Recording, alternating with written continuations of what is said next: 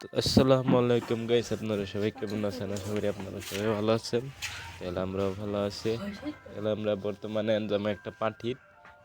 পাঠিটা মজাদার পাঠি হবো আজকে। পাঠিটা হলো হাঁসের মাংস দিয়ে।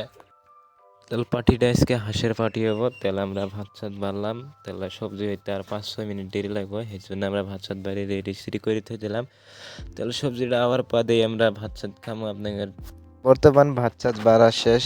তাহলে না সবজি টবজি বানানো হয়েছে। তাহলে সবজি টবজি আঙ্গুর দিব। তাহলে আমরা দেওয়ার পরে খামু, খাওয়ার পরে টেস্ট কিরকম হয়েছে। তাহলে টেস্টটা অনেক কমু। তাহলে টেস্টটা অনেক মজা হয়েছে। না আমরা খাইতেছি, আমি লাখি আমজাদ কাকা। টেস্টটা সেই খাত্র হয়েছে। তাহলে আমরা খাইতে একবার জায়গায় 2-3 বার করে নিতেছি।